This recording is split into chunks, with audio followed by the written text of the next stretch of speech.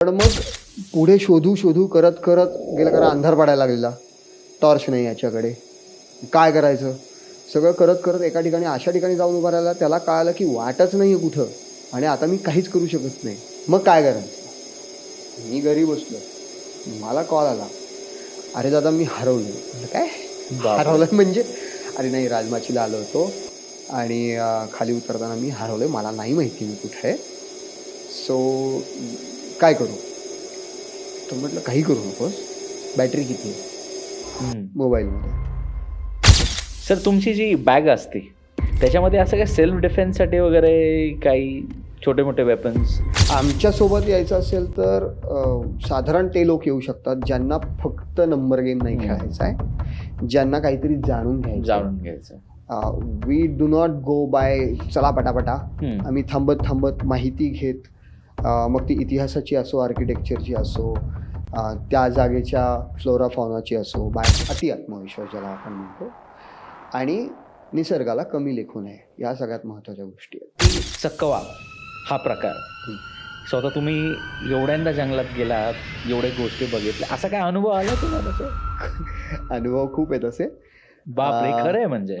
हो, चकवा लागतो म्हणजे काय होतं, आपल्यातला एक जण दिसत नाहीये. म्हटलं दिसत नाही म्हणजे काय. बापरे. तर नाही, तो आमच्यासोबतच नाहीये. बरं मग तुम्ही कुठे आहात. अरे आणि आम्हाला सुद्धा वाट सापडली. तर एव्हरेस्ट जरी बघितलं आपण तरी सुद्धा त्याच्यात सगळ्यात जास्त घटना या खाली येताना झालेल्या आहेत. 35वा एक माणूस असेल माझा शेवटचा, जो माझा शेवटचा लीडर, तो ज्यावेळी माझ्या इथे पोहोचला त्यावेळी मांडी एवढं पाणी.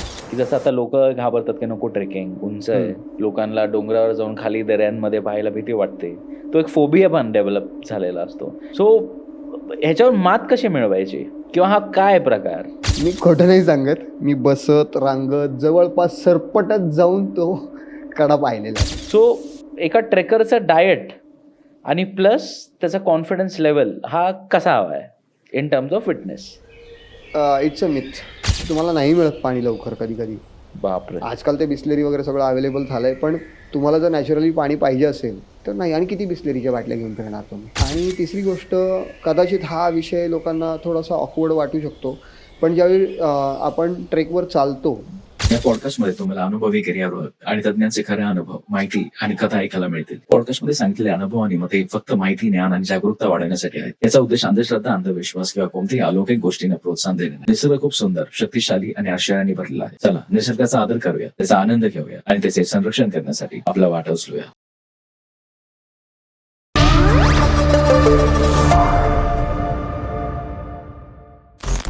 ऑलराइट पीपल, पुन्हा एकदा welcome back to the new episode of P3 people Prateek and podcast. आणि आजचा पॉडकास्ट खूप स्पेशल आहे, आणि हा जो टॉपिक आहे हा तुमच्या आवडीचा असेल अशी माझी पूर्ण खात्री आहे, कारण आपल्यामध्ये आज आलेले आहेत the director, the founder from प्रवास वेडे, Vinayak sir. So Vinayak sir, welcome here at this podcast of P3. धन्यवाद. खूप खूप आनंद होत आहे, कारण मस्तपैकी पाऊस पडतोय, आणि पाऊस जेव्हा येतो तेव्हा दोन गोष्टी सगळ्यांना आठवतात, एक तर कॉफी, भजी, आणि थर्ड गोष्ट म्हणजे चला ट्रेकला जाऊया मित्रांसोबत. खरं. सो प्रवास वेळे याविषयी आपण खूप चर्चा करणार आहोत. ऑडियन्सला पण ऐकायचं आहे. तुमचे भरपूर सारे रील्स आम्ही पाहतो असतो इंस्टाग्रामवर, आणि रील बघितल्यावरच असं वाटतं चला यार जायला तर पाहिजे एक कॅम्पेनला. So yes sir, oh to you. हा जो प्रवास होता ऑफ प्रवास वेडे, हा कसा सुरू झाला?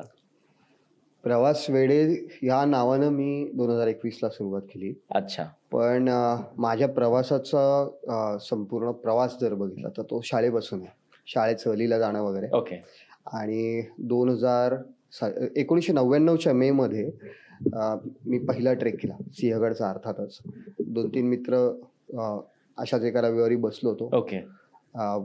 सिंहगड रोडलाच आमचं घर आहे, आणि तिथून बसल्या बसल्या सगळ्यांची चर्चा झाली की अरे आपण शाळेत सांगतो की सिंहगड रस्त्याला राहतो, आणि बऱ्याचदा असं होतं की अरे सिंहगड रस्त्याला राहून तू सिंहगड नाही बघितला, याला काय अर्थ आहे. 10वी संपल्यानंतर सुद्धा आमच्या मनात तीच एक खंत होती की अरे हे खरं आहे पण आपण अजूनही पाहिलं नाही. ती तिडी डोक्यात भरली आणि आम्ही तिघांनी सायकली काढल्या आणि थेट निघालो. बापरे, सायकलवर? हा, आम्हाला काहीच माहित नाही काय सोबत घ्यायला पाहिजे, काही नाही. सिंहगडला जायचंय, सायकली आहेत, रस्ता आहे, निघा, असे आम्ही निघालो. आणि पप्पांचे एक मित्र तिथं राहायला होते पायथ्याला, एवढंच माहिती होतं, बाकी काहीही माहित नव्हतं. तिथून गेल्यानंतरचा अनुभव खूप म्हणजे भयानकच होता. आम्ही सायकलवर गेलो. डोंजे फाट्याला आम्हाला अक्षरशः उन्हात बसून एक छोटं झुडूप होतं, त्याच्या खाली बसून आम्ही आराम केला. ओढ्यातलं पाणी प्यायलं. त्यावेळी वाव. ओढ्यातलं पाणी पिता यायचं शेअर रस्त्याचं. तर आम्ही ते केलं आणि मग पुढे जाऊन आम्हाला जशी वस्ती दिसली खूप भारी वाटलं. तो ट्रेक पूर्ण केला. रात्री आम्ही जेवणापर्यंत परत आलो होतो. अर्थातच घरचे काळजीत होते, पण सगळं सांगितल्यानंतर सगळं शांत झालं होतं. तो माझा पहिला अनुभव. आणि मग त्याच्यानंतर त्याच वर्षी डिसेंबरला शेवटचा दिवस, डिसेंबर 31 डिसेंबर, त्या दिवशी आम्ही राजगड केला. राजगडला 2000 सालचा मी सूर्योदय पाहिला. क्या बात आहे. सो ही माझी सुरुवात होती. तेव्हापासून आवड लागली. मग ती जर्नी सुरूच झाली. अगदीच. पण सर, एक गोष्ट तर ऑडियन्सला पण मला ही सांगायची आहे की तुम्ही IT मध्ये होता. हम्म. तुमच्या आधी वेगळे बिझनेसेस पण होते आहेत. मग त्याच्यानंतर असा विचार कसा निर्माण झाला की आपण ह्याच्यामध्ये पण थोडंसं जाऊया, डायव्हर्सिफाय होऊयात? काय रिझन होतं? मुळात मी जे सांगत होतो तेच पुन्हा सांगेन की सुरुवातीला मी खूप जास्त किल्ले बघत होतो. अच्छा. अमुक एक ट्रेक, तमुक एक ट्रेक, जाऊन येऊ. हम्म. पण नंतर एका मुद्द्यावर एका ठिकाणी असं लक्षात आलं की अरे आपण फक्त बघतोय, बरोबर अनुभवत काहीच नाही होत. बरोबर. आपल्याला काहीच माहित नाही. कारण वाचन चालू होतं. वाचन सुरू झालं, जितकं वाढलं त्याच्यानंतर पुन्हा असं वाटलं की आपल्याला काहीच कळत नाही, आपण फक्त फिरतोय. मग त्या दृष्टीनं पुन्हा किल्ले बघणं सुरू झालं. बरोबर. आणि तिथं असं लक्षात आलं पुढे की दुर्गांवरची टाकी साफ करणं वगैरे याच्यात थोडाफार सहभाग होता. खूप नाही, पण थोडा सहभाग होता. एका पॉइंटला असं लक्षात आलं की अरे आपण जातोय, साफसफाई करतोय, लोक येत आहेत, कचरा करतात, एवढंच चालू आहे. या व्यतिरिक्त काहीच चालू नाहीये. मग हे कधीपर्यंत चालायचं, हे थांबणार कसं, त्याचा विचार करताना लक्षात आलं की कचरा होतो पायवाटांवरून लोक येतात तेव्हा. मग जर येणाऱ्या लोकांनाच आपण शिकवलं की कचरा नाही करायचा, तर ते जास्त छान ना. मग ते कसं करायचं, तर मग आपणच या गोष्टी सुरू करूयात, आपणच लोकांना घेऊन जाऊयात. म्हणजे लोकांना ती सवय लागेल की नाही, काही नसतं करायचं, या सगळ्या गोष्टी लोकांना लक्षात येतील. म्हणून मग 2007 पासून एका ग्रुपसोबत, म्हणजे कमर्शियल ग्रुप नव्हता तो, क्लब असायचे पूर्वी, तर त्यांच्यासोबत जायला लागलो. त्यांना फी भरायचो आणि सांगायचो मला काम सांगा, मला हेच करायचं. तर त्याच्यातून शिकलो. आणि 2013 साली मी माझी स्वतःची कंपनी सुरू केली. सह्यवेडे नाव होतं त्याचं. ओके. ती सुरू केल्यानंतर मग मी जॉब सोडला वर्षाने. सो इट वॉज प्लॅन्ड की आधी कंपनी सुरू करायची, छान चालवायची, जमतंय, मग IT सोडायचं. मग एका पॉइंटला 2014ला मी IT सोडून दिलं 10 वर्षाचा अनुभव घेऊन. आणि मग पूर्ण वेळ फुल टाइम याच्यातच झालं. मग 2021ला म्हणजे नंतर लॉकडाऊन वगैरे पर्यंत असं झालं. सह्यवेडे मी काही कारणामुळे सोडलं होतं. पण नंतर लॉकडाऊन नंतर मग लॉकडाऊनच्या आधीच खरं तर एक कंपनी सुरू केली होती, पण त्याचंच नाव पुढे प्रवासवेडे केलं. 2021 पासून आम्ही प्रवासवेडे म्हणून काम सुरू. सुपर. सो सर, आतापर्यंत साधारणतः किती तुम्ही ट्रेकिंगला गेला असाल किंवा किती ट्रेकिंगचे कॅम्प्स ऑर्गनाईज केले असतील, एक अंदाज? मी स्वतः 1999 पासून करतोय. ॲमेच्युअर बेसिसवर मी विद्यार्थी संघटनेत होतो. त्यावेळी कार्यकर्त्यांसाठी, आपल्या सोबत येणाऱ्या लोकांसाठी असे ट्रेक्स आम्ही ऑर्गनाईज करायचो. पण कमर्शियल बेसिसवर म्हणायचं तर मी 2013 पासून स्वतःच्या ट्रेक्स सुरू केले. तेव्हापासून आय थिंक माझ्या मते आता माझे ट्रेक्स आणि ऑर्गनाईज केलेले ट्रेक्स सगळे धरून मोजायचं केव्हाच बंद केलंय, पण 4 आकडी संख्या नक्कीच झाली. क्या बात आहे. अभिनंदन सर. धन्यवाद. सो थोडंसं आता आपण जंगलात जाऊयात. ट्रेकिंग हा शब्द जेव्हा येतो तेव्हा डोंगर, दऱ्या आणि जंगल, ओके, आणि त्याच्या व्यतिरिक्त एक अजून एक गोष्ट मनामध्ये नेहमी येते की भीती. आता भीती कशाची, तर कदाचित नॉर्मल ट्रेकर्ससाठी हे कॉमन असेल, पण कॉमन मॅनसाठी हे थोडंसं रिस्की कोणाला वाटतं. सो अशा काही घटना असतील ज्या तुम्हाला सांगायच्यात सर, शेअर करायला आवडतील, की कोणीही असो, ट्रेकर्स, नॉन ट्रेकर्स, जेव्हा तुम्ही डोंगरांवर जाता, जेव्हा पायी वाट असते जाता, कोणत्या गोष्टींची काळजी घेतली पाहिजे? आपण जर हे समजून घरात बसलो ना की जंगलात गेल्यानंतर मला काहीतरी होईल आणि मग जायलाच नको, किंवा जंगलात काय डोंगरात काय कुठे, तर मुळात हेच चुकीचं आहे, कारण व्हायला तर कुठेही काही होतं. कुठे येऊ शकतं. बरोबर. त्यामुळे जर आपल्याला निसर्ग अनुभवायचा आहे, तर बाहेर तर पाडायला पाहिजे.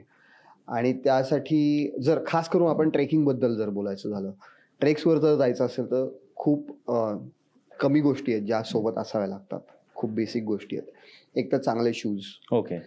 शूजवर आम्ही जोर का देतो त्याचं कारण आपले टोज क्लोज राहतात. अच्छा. क्लोज टोज ही संकल्पना आम्ही वापरतो.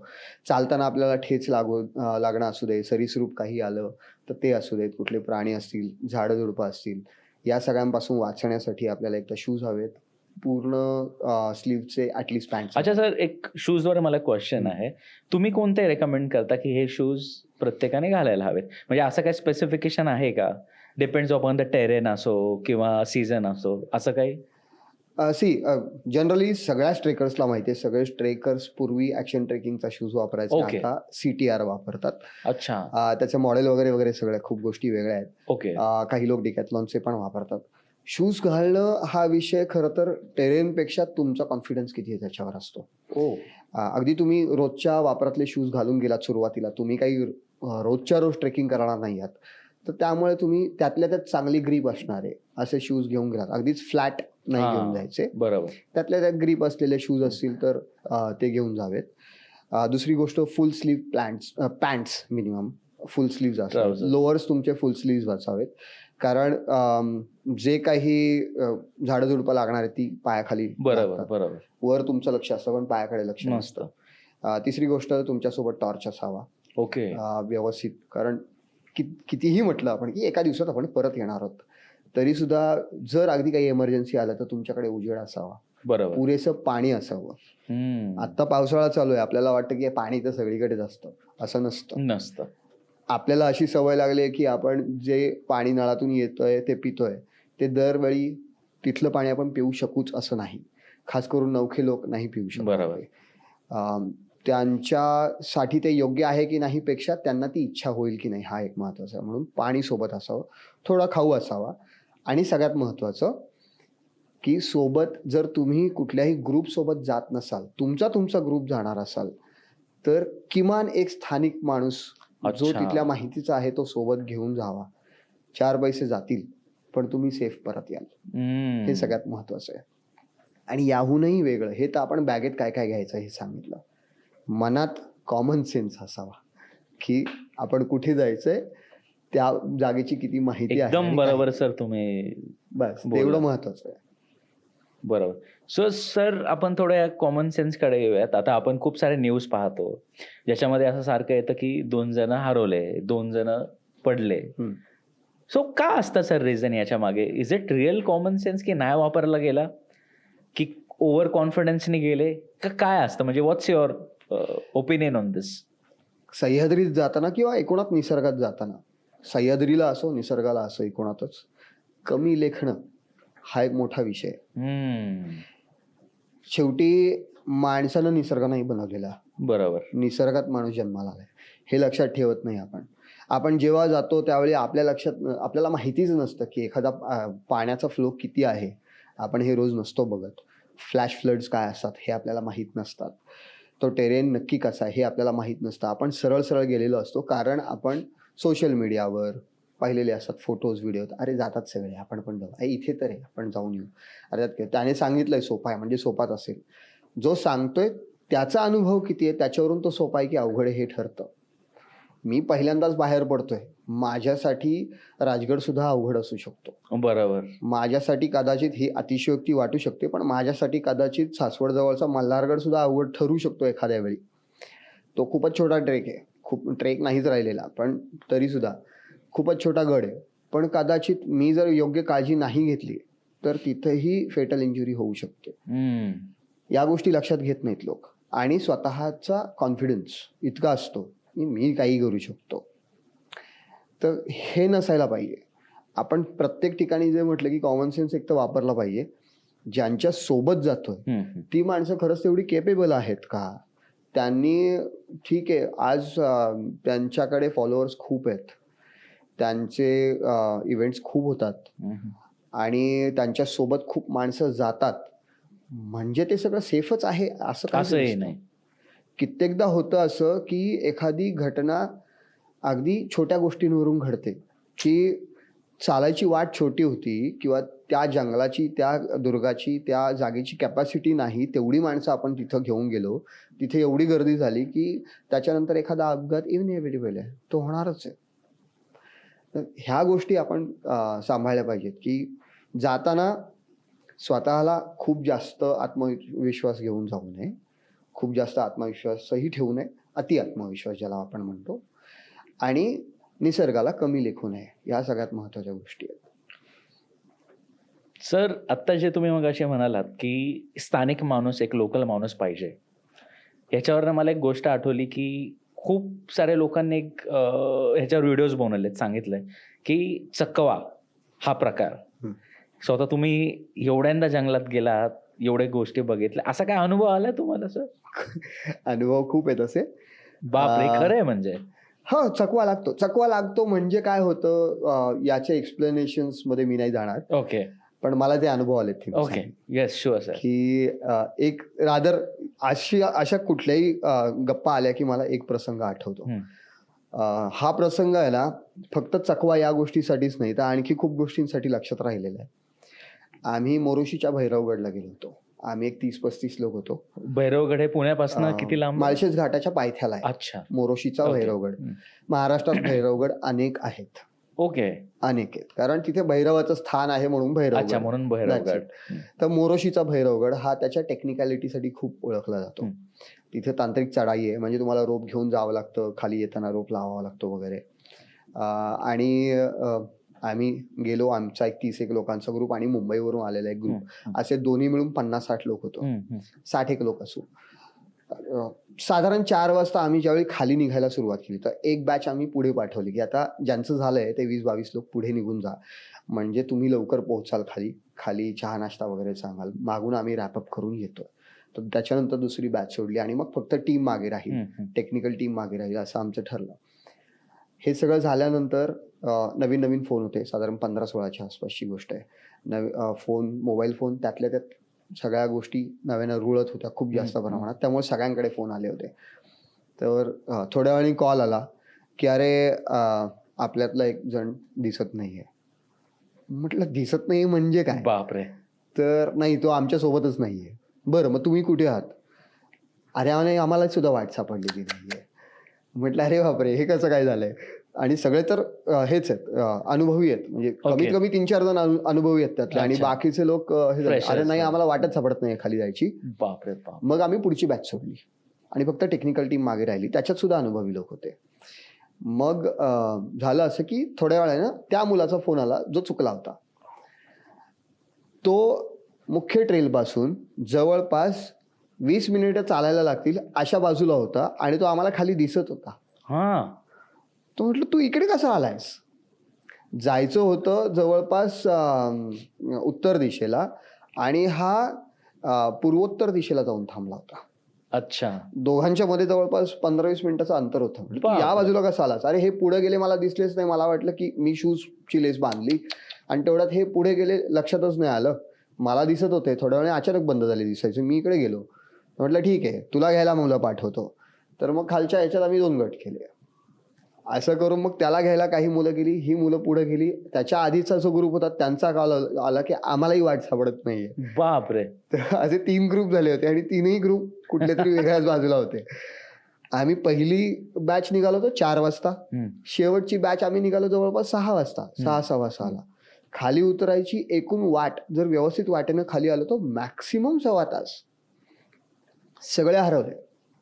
आणि नंतर मग आम्ही थोडंफार GPS, टॉर्चेस, जसा अंधार पडला त्यावेळी झाडांच्या वर जिथपर्यंत बीम जाईल तेवढा टॉर्च, असं करत करत एकमेकांना वाट दाखवत, GPS करत, आवाज देत, असं करत करत बाहेर आलो. लोकांच्या पायात अक्षरशः 2-2 इंची काटे घुसले होते. खूप काय काय झालं होतं. आम्ही सोलवटलो होतो वगैरे करत करत आम्ही 9:15 वाजता हायवेला लागलो. आणि आमच्या ढाब्यापासून आम्ही अर्धा-पाऊण किलोमीटर वेगळीकडेच होतो. जिथून आम्ही सुरुवात केली होती तिथून भलतीकडेच बाहेर. पण त्यातल्या त्यात सुदैव असं की 3ही ग्रुप पॅरलली बाहेर आले एकाच ठिकाणी, की अरे इथेच आहेस तू, असे बाहेर आले. पण तो अनुभव असा होता ना, त्यातून आम्ही एक शिकलो की आपल्याला कितीही माहिती असलं तर निसर्ग कधी चकवा देऊ शकतो. तर असा एक चकवा लागला होता आम्हाला आणि आम्ही फिरून फिरून परत तेच की जो चुकला आहे तो दिसतोय पण परत त्याचा आवाज गायब होतोय. हेही झालं आमच्यासोबत की अरे हे जवळच दिसतात परत गायब झाले आवाज. सो जे म्हणतात ना की आपण गोल गोल फिरलो वगैरे, आम्हाला ना मूळ वाट आम्हाला सापडलीच नाही. नवीन वाटा ज्या काही होत्या त्या काही पुढे जाऊन ज्या गायब व्हायच्या त्या गोल फिरून परत आता इथून उतरलो आपण खाली असं झालं. आणि जवळचे आवाज येत होते ते बंद झालेत. नक्की काय झाले कळेना. असं आमचे 4-4.5 तास त्याच्यातच. बापरे बापरे. पण एक शिकलो की कोऑर्डिनेशन, कम्युनिकेशन, खूप क्लिअर, तुमचे थॉट्स क्लिअर पाहिजेत. तुम्ही पॅनिक झालात तर सगळं संपतं त्याच्यानंतर. बरोबर बरोबर. तर त्यातही आम्ही त्यातल्या त्यात प्लॅन आउट करून बाहेर येऊ शकलो. कदाचित जर आम्हाला यातलं काहीच माहीत नसतं, काहीच समजत नसतं तर आम्ही मोठ्या सिच्युएशनमध्ये फसू शकलो असतो. पण सगळे सुखरूप बाहेर आले शेवटी. सो सर, हा झाला एक प्रकारचा चकवा. आता मला दुसरा ह्याचा व्हर्जन ऐकायचा आहे, जो तुम्ही म्हणालात की कदाचित मी त्यामध्ये नाही जाणार किंवा तो सांगणार नाही, आणि खूप जणांना ही पॅरानॉर्मल घटना पण वाटू शकते. सो असा एक किस्सा ऐकायला आवडेल सर. तसे किस्से म्हणजे ट्रेकवर नाही झालेले, पण प्रवास करताना कित्येकदा झाले. आणि स्पेशली कोकणात या गोष्टी काय माहीत नाही, मी आता स्वतः कोकणातला आहे, पण कोकणात अशा गोष्टी खूप घडतात की तुम्ही एका रस्त्यावरून सुरू केलंय, तुम्ही गेलायत आणि परत तिथेच आलायत परत. अरे इथून तर आपण वळून गेलो ना आता 2 तासापूर्वी, तर इथेच होतो आपण, परत तिथेच कसे आलो, असं कित्येकदा होतं. आणि आपण म्हणतो की अरे त्यात काय एवढं, गुगल मॅप लाव आणि जा ना, त्यात काय एवढं. पण हे आता आपण बोलतोय, या घटना आहेत 2005-07च्या वेळी. त्यावेळी असलं काही नव्हतं. छोटी गाडी होती आमच्याकडे, रस्त्याला ना लाईट ना काय ना काय ना. हिंदीत एक म्हण आहे, ना बंदा ना बंदे की जात, अशी परिस्थिती असायची. आणि निघालोय, रस्त्यांची जी अवस्था आहे ती आहे.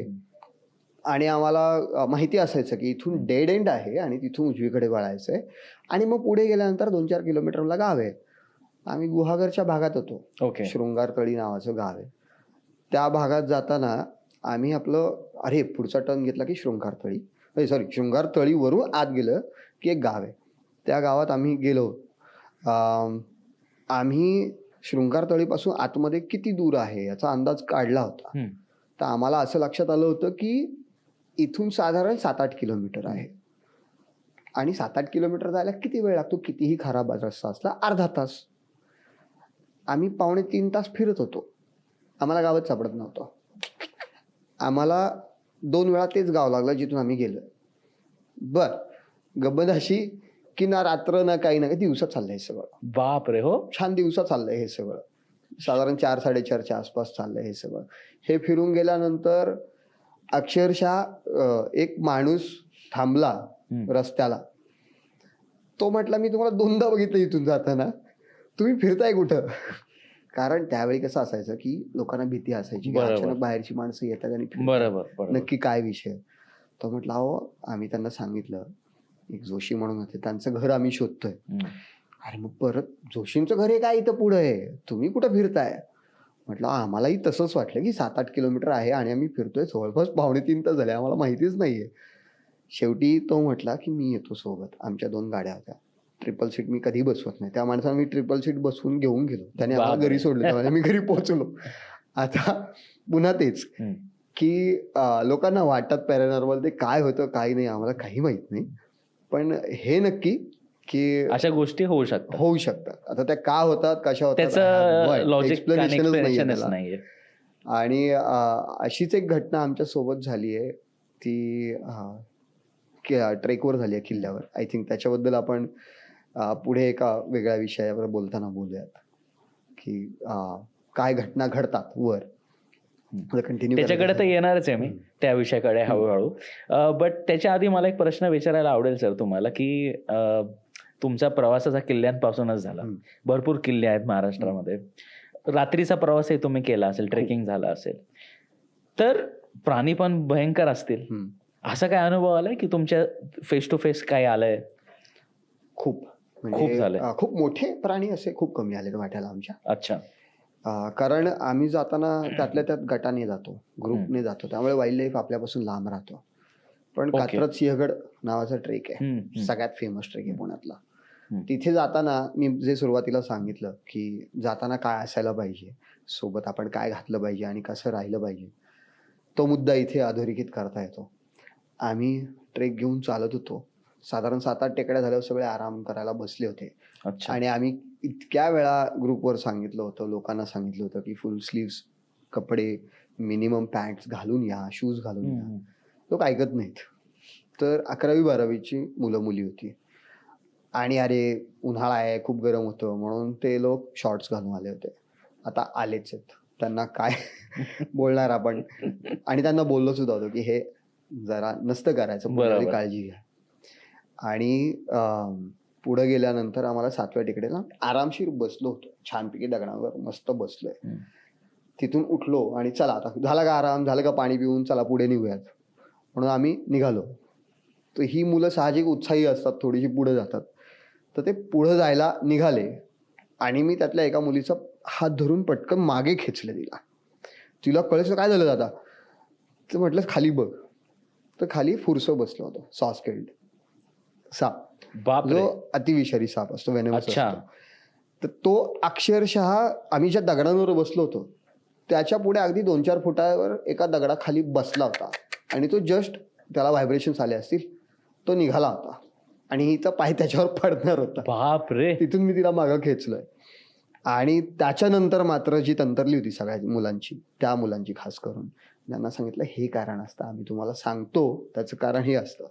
आपलं इंटेन्शन नाहीये त्यांना हार्म करायचं, त्यांचं इंटेन्शन नाही आपल्याला हार्म करायचं, पण एक सिच्युएशन प्रसंग आला तर त्यांना वाटेल ते प्रसंगच तर निर्माण झाला असता. त्याच वाटेवर त्या दिवशी नाही, वेगळ्या बॅचला, कारण आम्ही दर आठवड्याला तिथे जायचो. कित्येकदा असं झालं की 2-3 महिन्यात 10-10 वेळा आम्ही त्या ट्रेकवर गेलो. अगदी पहाट झाली होती, उशीर झाला होता आणि तिथल्या फेमस 3 दऱ्या, शेवटचे 3 डोंगर हे खूप फेमस आहेत कात्रज सिंहगडला. पहिल्या डोंगरापाशी मी चालतोय आणि समोरून काहीतरी, समोरच्या डोंगरावर अंतर बऱ्यापैकी होतं, समोरच्या डोंगरावर काहीतरी चालताना दिसलं. मला वाटलं आधी गाय असेल, मग म्हटलं कुत्रा असेल, मग काहीतरी असेल. नीट पाहिलं मी, कॅमेरा होता, तर कॅमेरा झूम करून व्यवस्थित बघितलं तर बिबट्या दिसला. बापरे बाप. तो होता अंतरावर, पण आम्ही त्या दिशेला चालतोय सगळेच. बरं, आम्ही मी सगळ्यात शेवट थांबलो होतो आणि आमच्यात पद्धत असते की एकाने लीड करायचं, एकाने शेवट थांबायचं, काही फ्लोटिंग राहायचं, हे सेफ्टीसाठी महत्वाचं असतं. बाकी सगळे पुढे निघून गेलेत आणि त्यावेळी वॉकी वगैरे तर काहीच वापरत नव्हतो आम्ही आणि मोबाईलला रेंज नव्हती. सांगणार कसं पुढच्यांना खाली गेलं की वर काय. बापरे बापरे बाप. ते खाली उतरत आहेत आणि वर पलीकडे असं आहे सगळं. तर तुम्ही जसं सांगताय माझ्या अंगावर काटे येत आहेत. माझी तशी हे झाली होती आणि मी आता यावर विश्वास का बसत नाही लोकांचा की तिथे बिबट्या आहे, कारण मला त्याचा फोटो नाही मिळालेला. अच्छा. त्यावेळी मी काढला कॅमेरा आणि सवय होती की बॅटरी जायला नको म्हणून बॅगमध्ये ठेवायची. मी झूम करून पाहिलं त्याला, अरे, आणि बॅटरी टाकेपर्यंत गायब होता. बरोबर, तो फ्रॅक्शन ऑफ सेकंड मध्ये डिसअपिअर होऊ शकतो. त्याचं काहीच हे नाही ना. 2 जण पळत पळत पुढे पाठवले की आय अंडरस्टँड की ट्रेलवर खूप पळापळी करू नये, पण ह्या डिस्टन्स केवढा असतो, म्हणजे जे पहिले थांबतात, जे शेवटचे थांबतात आणि मध्ये जो gap? It all depends on number of people. अच्छा. की माणसं किती आहेत तुमच्या सोबत त्याच्यावर हे डिपेंडंट असतं. त्यावेळी जवळपास आमच्याकडे 50+ लोक होते. अरे, म्हणजे भरपूर लोक होते. खूप लोक होते. म्हणजे जसं मी म्हटलं की प्रवास वेळेमध्ये मी एक लिमिट पाळतो, त्याची काही कारण आहेत, त्यापैकी ही काही कारण आहेत की त्यावेळी आम्ही खूप लोक घेऊन जायचो. टीमही तेवढी मोठी होती, जवळपास 8 ते 10 लोक होते त्याच्यासोबत. पण मग पहिला जो आहे तो लीड करतोय, तो रूट दाखवतोय. सगळ्यात शेवटचा जो आहे तो सगळ्या थकल्या बागल्या लोकांना सोबत घेऊन जायचं हे त्याचं काम असतं. तर हे काम माझ्याकडे आहे. माझ्यासोबत 1-2 जण होते, त्यांना म्हटलं यांना मी घेऊन येतो, तू पळत पुढे जा आणि पुढे कळव की असं काहीतरी झालंय, मेसेज पास ऑन कर. ही 2015ची घटना आहे. अरे बापरे. तो पळत जाऊन कळवलं, पण मग खाली दरीत अजूनही अंधारच होता, त्यामुळे सगळ्यांनी त्यातल्या त्यात टॉर्चेस ऑन केले होते. सो प्रॉब्ली त्याच्यामुळे तो आपल्यासोबत म्हणजे समोर आलाच नाही आमच्या समोर, तो गेलेला असेल. पण मग नंतर ज्यावेळी बातम्या यायला लागल्या की या परिसरात बिबट्या आहे, बिबट्याची फॅमिली आहे जवळपास 5-6 वर्षांनी, त्यावेळी लोकांना विश्वास बसला की मला खरंच दिसलाय. तोपर्यंत लोकांना विश्वास नव्हता. कधी अटॅक केलाय कोणी असा कोणत्या प्राण्याने? अटॅक असा नाही, पण एक प्राणी बिथरला होता, तो ताडोबाच्या सफारीमध्ये. बापरे. ताडोबाच्या सफारीत आम्हाला वाघ दिसेच ना. पहिल्या सफारीला दिसला तो कसा, तर ज्या बाजूला वाघच नसतो त्या बाजूला आम्हाला रूट मिळाला होता. तिथे लॉटरी सिस्टीमच असते, तुम्हाला हा मिळाला. बरोबर. म्हणजे असायचे, आता सिस्टीम्स बदलल्यात बऱ्याच, पण मग आम्हाला ज्या रूटला गेलो तिकडं काहीच मिळेना आणि आम्हाला उशीर झाला होता. आणि त्यातल्या त्यात एक चान्स घेऊ म्हणून ड्रायव्हरने एका बाजूला, गाईडने आणि ड्रायव्हरने एका रूटला घातली गाडी. तिथून आम्हाला छान दर्शन झालं. कनकटीचं वेगळं यायला होती, एका वाघाचं दर्शन झालं छान. आणि मग आम्ही तिथून परत आलो. परत येताना मग अर्थात थोडी घाई होती. जरी जंगलात वगैरे असलो तरी त्यांना अनुभव असतो, घाई होती थोडीशी. त्याने त्यातल्या त्यात जरा बाहेर काढायचा प्रयत्न केला. लवकरच गाडी समोरून एक गवा चालला होता. बापरे. आणि त्याला काय माहिती इकडून गाडी येते, तो बाप, त्याच्या बाप, स्पीडने बाप, चालला बाप. होता आणि आम्ही इकडून स्पीडने. एकदम त्याच्या अंगावर लाईट पडला, बापरे. तो एकदम बिथरला पळत जो चालला होता तो. बिथरून मी 3 सीट असा, ड्रायव्हर गाईड, त्याच्या मागे 3 जण, त्याच्या मागे मी, त्या कोपऱ्यावर मी बसलोय. अंतर त्याचं माझ्यापासून एक 10 फुटाचं असेल. तो जो काही फिरला जोरात तो अगदी तुमच्या समोर, 8-10 फुटावर असेल तो. बापरे. पण इथपर्यंत त्याचे श्वास, एकतर बायसन्स म्हणजे इंडियन गौर ज्याला आपण म्हणतो गावा, त्याचे श्वास खूप हेवी असतात. हो, हेवी एक असतो. तर तो सगळ्यात जास्त मसल्ड प्राणी जगातला हो, 100%. आणि फुल्ली ग्रोन. मी आता जिप्सीच्या मागे बसलोय, मागच्या सीटावर, जे सगळ्यात उंच असतं, थिएटर काइंड ऑफ असतं, ते सगळ्यात उंच असतं. तिथे मला तो असा दिसतो, तो केवढा मोठा असेल. आणि तेवढ्या लांब मला तो प्रचंड चेहरा, आणि तो बघतोय आमच्याकडे, आणि एकदम अग्रेसिव्ह श्वासोच्छ्वास चालू आहे त्याचा. टेरिफाईड होतो आम्हाला. आताही बोलताना असं होतं की भाऊ, तो जो काही दिसला तो खूप भयानक वाटलं होतं त्यावेळी. खूप घाबरलो होतो. थोडा सेन्सेसमध्ये आलो त्यावेळी पटकन कॅमेरा धरून एक फोटो काढला. त्याचा एकदम क्लोजअप फोटो आहे. बापरे. मध्ये हे बांबू थोडाफार आहे आणि त्याच्या पलीकडेच तो उभा आहे. तो अजूनही फोटो बघितला की माझं असं होतं की बच गए भाई, बच गए, खूप वाचलं. अच्छा, मग तो गेला का त्याच्यानंतर, का तिकडेच होता? त्याच्यानंतर गाडी हळूहळू पुढे घेतली ड्रायव्हरने, की जरा याच्यापासून सांभाळून हळूहळू पुढे जाऊ. आणि जसं पुढे गेलो मग आम्ही निघून गेलो. कारण जेवढा डेंजर आहे तो एका क्षणामध्ये जोडू शकतो. त्याने जर ठरवलं असतं तर आमची गाडी अशी पलटी झालेली. 100%. बेसिक काय असतं की ते एकटे दुकटे असतात, पण त्यावेळी त्याच्यासोबत ज्युव्हेनाईल पण होतं, म्हणजे एक पिल्लू पण होतं. तर त्यामुळे ते जास्त प्रोटेक्टिव्ह वागतात, असं पण होतं. सो तो अनुभव भयानक होता म्हणजे. आणि एक त्यातल्या त्यात क्यूट असा शब्द वापरणं चुकीच आहे, पण त्यात एक छान त्याच सफारीमध्ये, त्याच बॅचमध्ये दुसऱ्या दिवशी सकाळी आमच्या अगदी समोरून एक अस्वल आला आणि ते इथून, बापरे, त्याचे सगळे फोटो आहेत माझ्याकडे, अगदी इथपासून ते लांबपर्यंत. ते तर अजून भयंकर असतात. हा, असतात भयंकर. त्यावेळी आम्ही घाबरलेलो पण होतो, पण तोही शांत होता, आम्ही शांत होतो. त्यामुळे जरा छान वाटलं की वा, अस्वल गेले शेजारी. बरोबर. कारण मी ऐकलं की अस्वलांनी एकदा ठरवलं की ह्याला संपवायचं, तर तो तुम्हाला जंगल शोधत येतो, असंही आहे काही. याचे प्रत्यक्ष अनुभव आपल्याला आलेले नसल्यामुळे अशा गोष्टी आपण काही हे करू शकत नाही. पण त्याच्या समोर जर आलो आपण, त्याचा अटॅक जर केला, बरेच लोक म्हणतात अवघड आहे वाचणं त्यापासून. त्याच्यासमोर मेल्यासारखं पडा वगैरे आणि तो वाचतो, असं काही नसतं. ते जे आहे ते आपण त्यांच्या समोर जितकं मोठं आहोत असं दाखवायचा प्रयत्न करायचा असतो, पण त्यातल्या त्यात धीरगंभीर राहिलं ते जास्त बेटर असतं. राईट. सो सर, आपण परत किल्ल्यांकडे येऊयात. खूप सारे किल्ले तुम्ही व्हिजिट केलेत, ट्रेकिंग्स केलेले आहेत, कॅम्प्स तिकडे ऑर्गनाईज केलेत. सगळ्यात अवघड ट्रेक तुम्हाला आतापर्यंत कोणता वाटतो पूर्ण सह्याद्रीमध्ये? अवघड हा शब्द आपण ज्यावेळी वापरतो त्यावेळी त्याला खूप कांगोरे असतात. काही दुर्ग असे असतात जे तांत्रिकदृष्ट्या खूप अवघड असतात. काही दुर्ग असे असतात जिथे तांत्रिक काहीच नसतं तरी ते जीव खातात आपला. आणि काही दुर्ग असे असतात जे दिसायला अगदीच टाइमपास असतात, पण तुम्ही ज्यावेळी तो करता ना ट्रेक, त्यावेळी तुम्हाला ते असं, अरे बापरे, हे तर म्हणजे जरा जास्त जीवावर येणार होतं, जीवावर येण्यापेक्षा थकवणारं होतं, असे असतात. तर यातले काही प्रकार म्हणजे एक जे मी सांगितले जिथे तांत्रिक काहीच नसतं पण ते खूपच भन्नाट वाटतात, असं मला पर्सनली वाटणार आहे. सगळ्यांचे अनुभव खूप वेगवेगळे असतात. मला तसा पर्सनली वाटणारा एक दुर्ग म्हणजे कुलंग. अलंग मदन कुलंग सगळ्यांना माहिती असतो. कुलंग उतरायला 3-3.5 तास लागतात. त्याच्यात टेक्निकल काहीच नाही आहे. त्याच्या पायऱ्या आहेत कातळात कोरलेल्या, छानपैकी आपण चढत जाऊ शकतो. त्याची डिग्री जवळपास 60-70 डिग्रीच्या असो, 60 डिग्रीच्या आसपास चढ आहे त्याचा. बापरे. आणि तुम्ही एका ठिकाणावरून वर चढता, मग तो ट्रॅव्हर्स करता आणि मग एका टोकावरून तुम्ही वर जाता. आणि ज्यावेळी वर जाता सुरुवातीला तुम्हाला बांबूचं वन लागतं, ज्याच्या जो तो उतार आहे त्याच्यात सगळा बांबूचा पाला पडलेला असतो. तो घसरत कसा बसा वर जायचं. हे करून आपण मांड्या थकवून ज्यावेळी वर जातो त्यावेळी पायऱ्या लागतात कातळ्यातल्या. मग डेफिनेट स्टेप्स घेत जावं लागतं तुम्हाला. मग ते चालत चालत चालत वर जायचं, मग आणखी खोदलेल्या पायऱ्या असं करत वर जायचं. वाटेत पाणी नाही, म्हणजे 1-2 झरे आहेत. बापरे. झरे आहेत तेवढंच पाणी, पण बाकी काही नाही. तिथे दमायला होतो. टेक्निकली स्पीकिंग काही ट्रेक असे आहेत जिथे जाऊच नाही असं, किंवा पहिल्याच याच्यातला कलावंतीन दुर्ग पायऱ्याच आहेत फक्त. पण पायऱ्या म्हटलं ना की थकायला होतं, कारण तुमच्या मांड्या भरून. बरोबर. आणि दुसरी गोष्ट तिथे काही एक्सपोजर पण आहे. म्हणजे एक बाजूला तसाच भैरवगड मोरोशीचा जो आहे, अगदी एवढ्याच पायऱ्यात आणि पडायला होता. बापरे.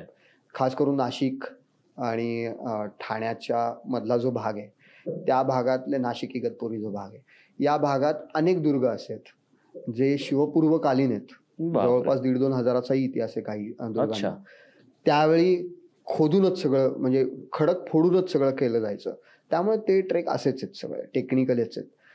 आणि ते जास्त टेक्निकल झालेत त्याचं कारण आहेत इंग्रज. ज्यावेळी त्यांनी मुंबईवर आधिपत्य मिळवलं त्यावेळी त्यांना लक्षात आलं की मराठ्यांना एक दुर्ग मिळाला की ते संपूर्ण परिसर गाजवतात, काबीज करतात.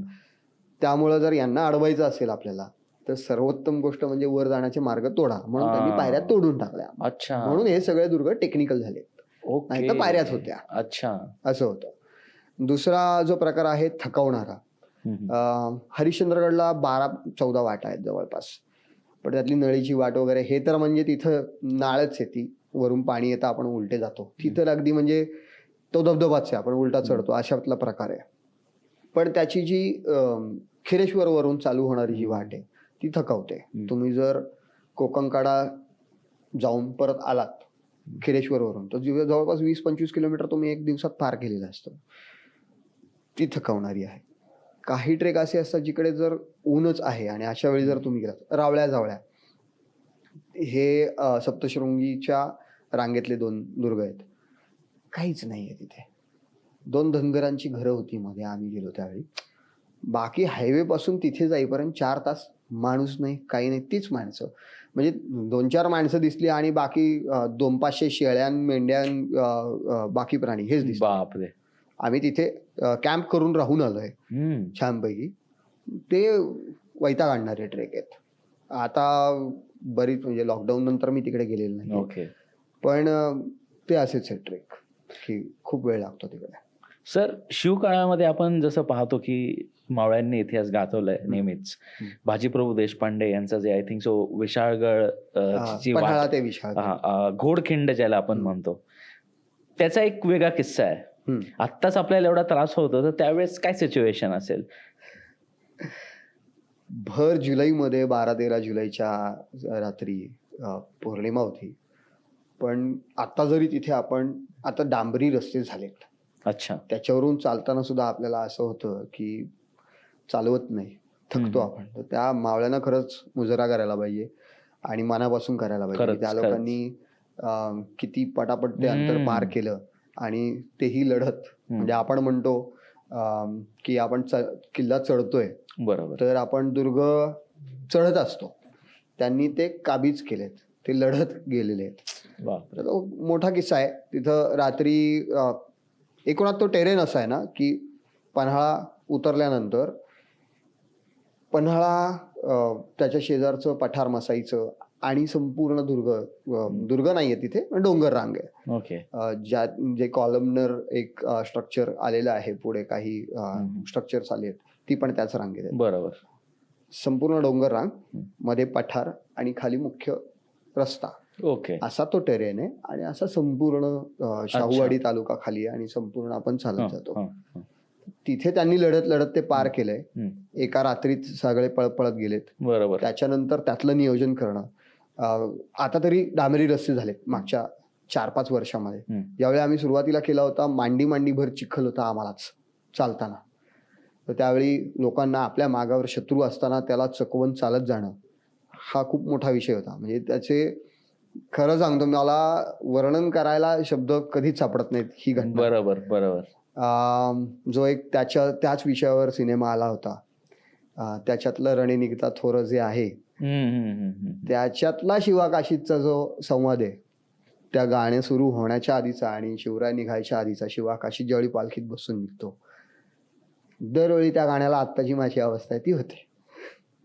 तो माणूस शिवराय म्हणून जो पालखीत बसला आणि शिवराय स्वतः गेलेले आहेत एका बाजूला, आणि आपल्याला माहिती आहे की आपलं मरण आहे पुढे, मरण आहे पुढे, हे प्रत्येक मावळ्याला माहिती होतं की याच्या पुढे आपलं मरण आहे, आणि तरी त्या माणसाने तिथे जाणं, hats off to them.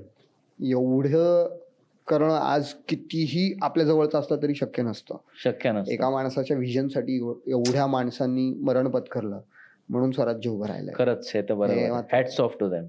Hats off to all those people. सगळ्या मावळ्यांना तर आहेच आहे, मुजरा आहे, अभिवादन आहे, त्यांच्यासमोर आपण कितीही नतमस्तक झालं तरी कमी आहे, कमीच आहे ते.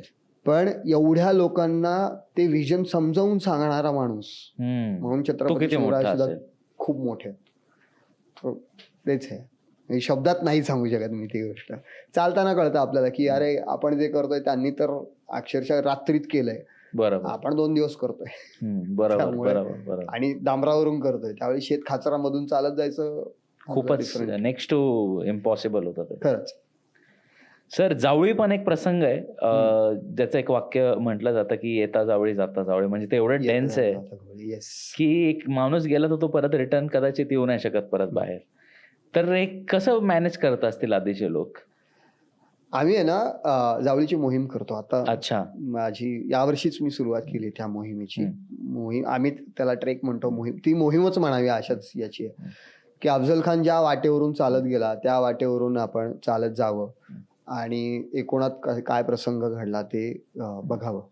तर हे बघताना आपल्याला कळतं की नक्की जावळीचं जंगल काय आहे.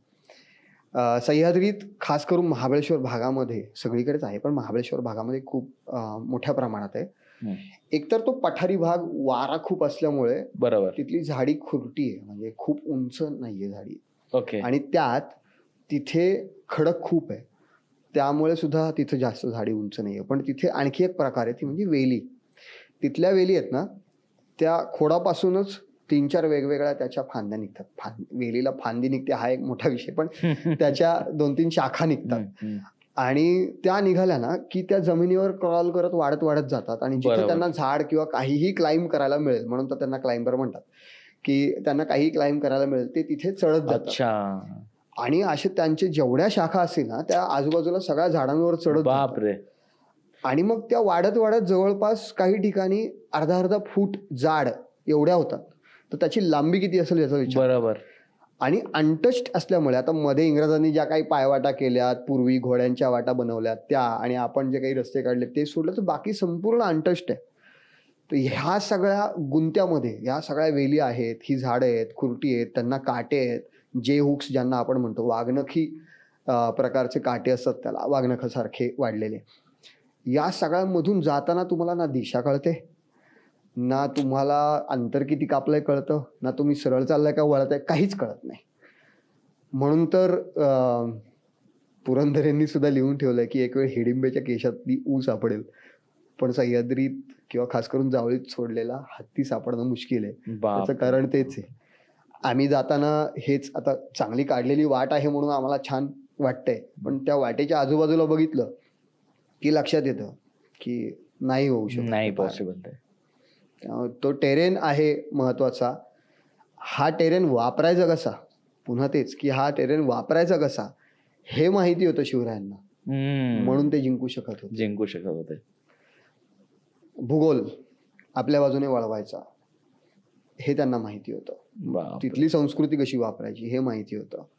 आणि या संपूर्ण टेरेनवर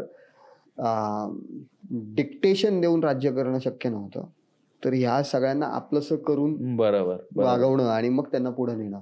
म्हणून छत्रपती शिवराय खरंच ग्रेट आहेत. अजूनही 400 वर्ष होत आली आता, बरोबर, तरी आपण त्यांना मानतो. त्याचं कारण ते आहे. सो सर, एक गोष्ट तुम्ही सांगता सांगता मगाशी तुम्ही म्हणाल की मी कंटिन्यू करेल पुढे, की गडांवर आलेले काही अनुभव, मला तो एक किस्सा ऐकायचा आहे. प्रत्येक गडावर गेलं ना की एक सुखद वारा, सुखद एक छान वातावरण, मस्त वाटतं, शांत वाटतं, पक्ष्यांचा किलबिलाट वगैरे सगळं सगळं छान असतं. पुणे जिल्ह्यातला सगळ्यात उंच असणारा तोरणा, हे बरेच लोक याला अनुमोदन देतील, अग्री करतील. तिथं गेल्यानंतर तिथलं वातावरणच वेगळं आहे. तिथं काहीतरी वेगळं गूढ वातावरण आहे. तिथल्या हवेत गुढता आहे, तिथल्या वाऱ्यात गुढता आहे. तिथलं म्हणजे जर तुम्ही दुर्गावर संपूर्ण फिरत असाल तर त्याला नावही प्रचंडगड दिलं आहे, कारण आपण जातो आणि बालेकिल्ल्यावर जाऊन परत येतो. तर तसं न करता जर संपूर्ण दुर्ग बघून आलो ना आपण, तर तो इतका मोठा आहे की तो खरंच 2 दिवस पाहिजे त्याला फिरायला. बापरे. आणि पूर्वी आम्ही असं करायचो, ओके. 2 दिवस फिरायचो आम्ही त्या दुर्गावर. असाच एक ट्रेक होता. 28-30 लोक असो आम्ही. आणि पूर्वी काय कोणी नसायचं दुर्गांवर. तसंही 2009-10च्या आसपासची घटना आहे. खूप कमी लोक असायचे. आता म्हणजे तुम्ही बुधवारी गेला तरी 30च्या कमीत कमी 3 पट माणसं असतील तिथे. बापरे. पण पूर्वी नसायचं कोणी. अच्छा. आणि अगदी वेल्ह्यातून चालत जावं लागायचं. आता निम्म्यापर्यंत रस्ता आहे. तर तो जीवावर येणारा चढ, मग तो उंबराचं पठार म्हणतो आम्ही त्याला. तिथे एक उंबराचं झाड आहे, बाकी सगळं मोकळं आहे, दोन्ही बाजूला दरी, आणि पुढे गेल्यावर एक उंबराचं झाड आहे आणि तिथून चढ सुरू होतो. तर ती दरड पार करून आपण बिनीच्या दरवाजानं, महादरवाजानं वर जाऊन राहतो. हा एक दिवस आमचा पहिल्या दिवशी बालेकिल्ला, झुंजार, माची वगैरे बघायचा आणि राहायचं असं असायचं. तर आम्ही सगळे जाऊन राहिलो. दुर्गात होतो आम्ही, मेंगाईच्या मंदिरात होतो आम्ही.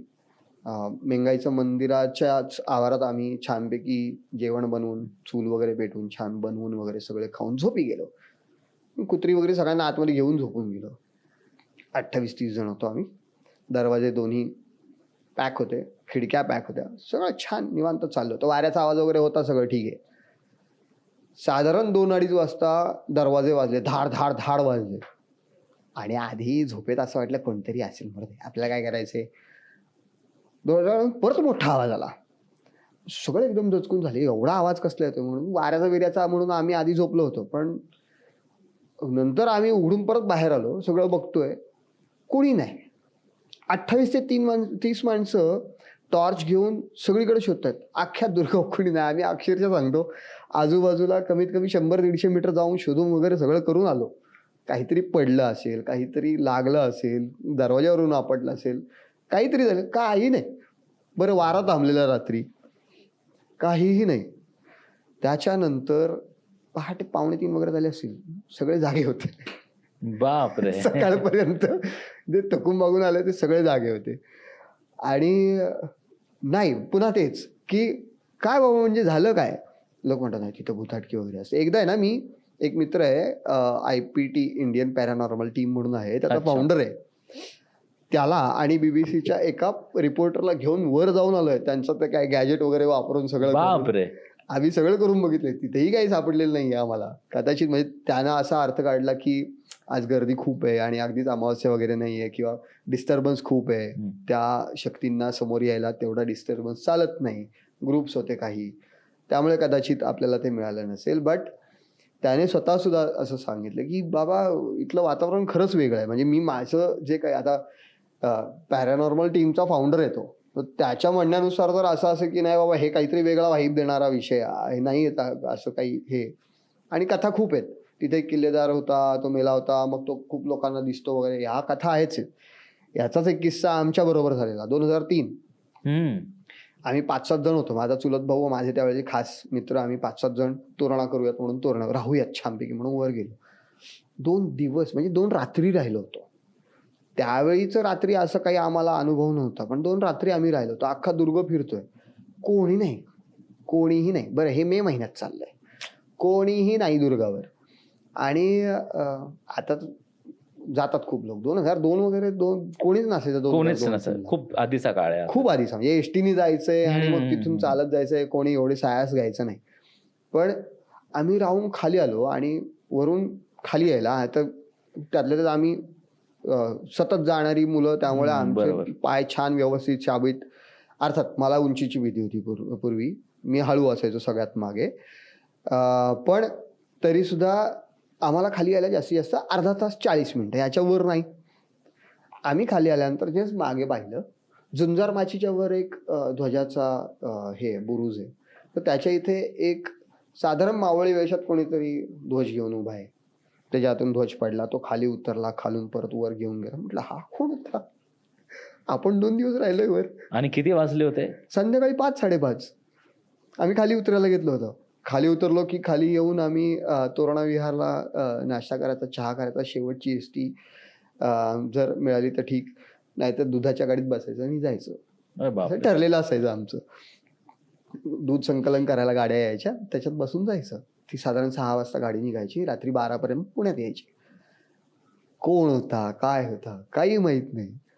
तिथून आम्ही खाली यायला साधारण 2 तास लावायचो, टळंगमळंग करत, गप्पा मारत, टाइमपास करत. म्हणजे तिथे आधी आम्ही बसायचो उमरावर आणि निवांत गप्पा वगैरे मारायचो.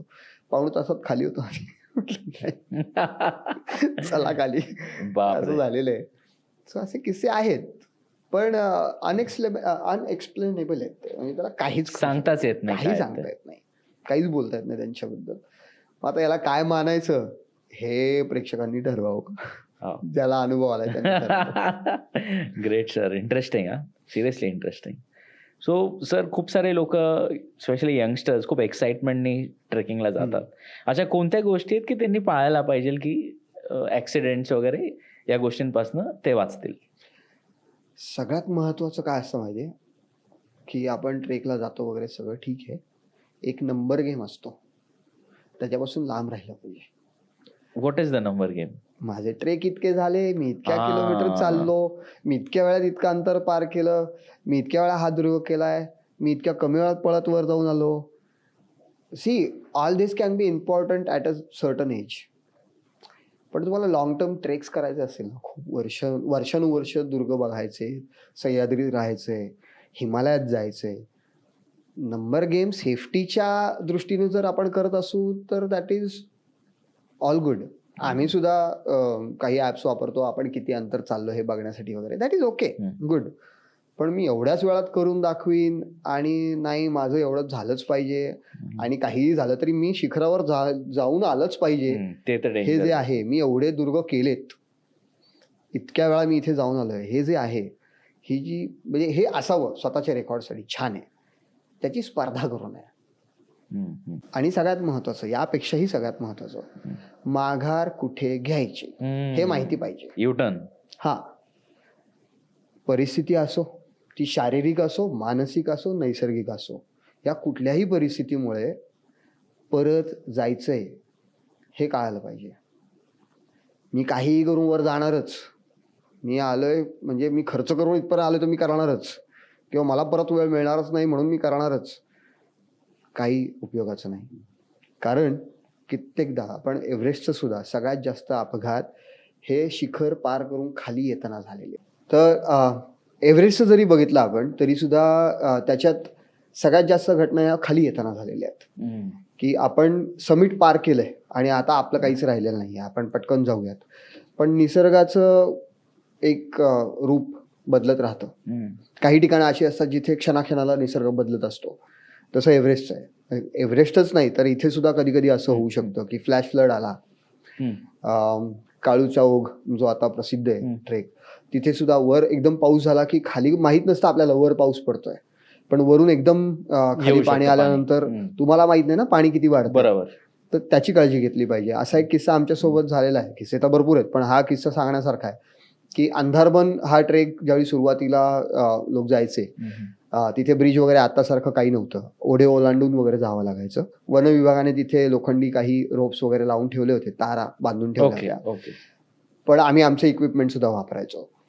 तर तिथे एक दुहेरी ओढा आहे, 2 ठिकाणावरून येतो आणि एका ठिकाणी एकत्र येऊन दरीत पडतो. तिथे कुंडलिकेचा उगम झाला असं मानतात. तर ओढा आहे, मध्ये छोटीशी जागा आहे आणि परत ओढा आहे आणि मग आपण पुढे जातो. तर परतीच्या वाटेला पलीकडचा जो ओढा आहे त्याच्यातून ज्यावेळी आम्ही निघालो त्याच वेळी पाऊस सुरू झाला होता आणि तिथलं टेरेन असं आहे की डोंगर, एक चालायची वाट आणि दरी, अंधारबन जे कोणी गेलेत त्यांना माहिती आहे. आणि ते अंतर इतकं कमी आहे ना की वर पाऊस झाल्यानंतर 10व्या मिनिटाला खाली पाणी येतं.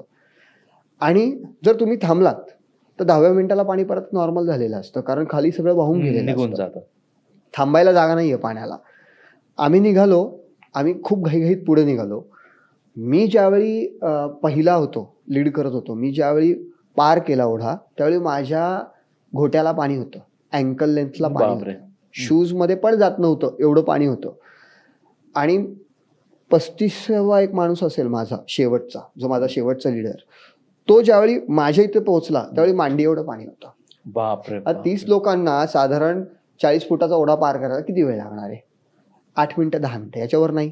कितीही अडखळ झाले तरी मांडीला पाणी लागतं. हम्म. तर एवढ्या कमी वेळात पाणी येतं. पुढच्या याला लगेच जर आम्ही म्हटलं असं पाऊस पडतोय चला चला चला, तर पुढे आम्ही अडकलो असतो. त्यावेळी निर्णय घेतला की थांबायचंय. पाऊण तास बसून होतो आम्ही जागेवर.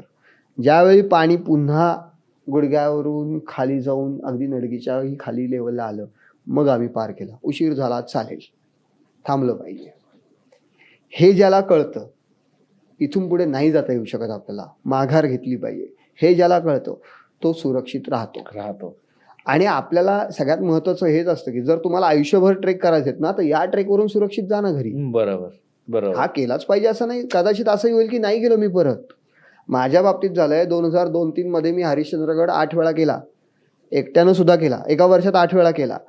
पण त्याच्यानंतर थेट मी 2012ला गेलोय. यू नेव्हर नो किती वेळ लागेल, कदाचित नाही जाऊ शकणार तुम्ही परत. पण आयुष्य महत्वाचं आहे ना. Safety is must. हा, हे खूप महत्वाचं. प्रायोरिटी तीच आहे. अगदीच.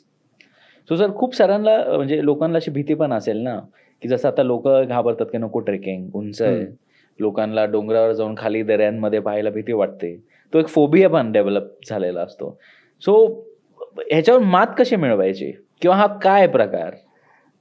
खरं सांगू का, म्हणजे बऱ्याचदा असं म्हणतात की अनुभवी ट्रेकर आहे, म्हटलं ह्याचं काय, याला सगळं सोपंच आहे. मला स्वतःला भीती वाटायची. मी मगाशी ओघवता उल्लेख केला की मी सुरुवातीला उंचीला खूप घाबरायचो. अगदी एक्सपोज्ड जर असेल तर मी बसायचोच खाली. बापरे. जो उंबराचा माळ जो आहे तोरण्याला जाताना 2009ला तिथं रेलिंग लागले, त्याच्या आधी ती दरड पार करताना मी अक्षरशः बसलेलो आहे खाली. मला खायला दे बाबा, माझं मी हलतोय, थरथरतोय, त्याशिवाय मी जाणार नाही, अशी परिस्थिती होती माझी. पहिल्यांदा 2002ला मी ज्यावेळी हरिश्चंद्रगड केला, आम्ही छान वर गेलो वगैरे. एकतर त्या टोलारखिंडीतून वर चढताना एकतर मी घाबरलो होतो.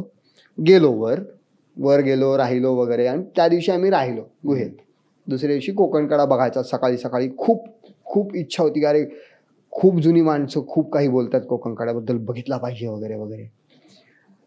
कोकणकड्याच्या अलीकडे आहे ना थोडासा चढ आहे, एक साधारण 5 फुटाचा चढ आहे, खडक आहे असा. तर तो खडक साधारण एक 40 फूट वगैरे असेल चालायला. मी आलो, एक छोटासा झरा गेलेला आहे, त्या झऱ्याच्या इथून असा वर चढलो, तिथून दिसायला लागतं. तिथून आम्हाला दत्त महाराज दिसले. खाली बसलो. मी खोटं नाही सांगत, मी बसत रांगत जवळपास सरपटत जाऊन तो कडा पाहिलेला आहे. बापरे. मी इतका घाबरलो होतो. आणि असं बऱ्याच ठिकाणी घाबरलोय. पण मग नंतर विचार केला की आपण घाबरतोय म्हणून घरी बसण्याचा अर्थ नाही ना. आपला सह्याद्री तर आवडतोय, आवड निर्माण झाली, करायचं तर सगळं आहे, मग घाबरून काय उपयोग आहे. आणि त्याच्यानंतर मी जे सांगितलं तोरण्याचा, हा त्याच्यानंतरचा किस्सा आहे 2003चा. तरीही मी दुर्ग करत राहिलो. सोबत कोणीतरी असेल तर छान वाटायचं, ठीक आहे जाईन मी. असं झालं हळूहळू. 2010 पर्यंत ही भीती घेऊन मी ट्रेक केलेले आहेत. आणि त्याच्यानंतर मग मी ती एक टिपिकल टेलिमार्केटिंगची जाहिरात असते ना, पहिले ऐसा था वैसा था फिर मैंने ये किया. मी अलंग मदन कुलंगचा 4 दिवसाचा ट्रेक केला. आणि तोही उडदावण्यातून. आता आंबेवाडीतून करतात, 2 दिवसात करतात, कसा जमतो मला नाही माहित.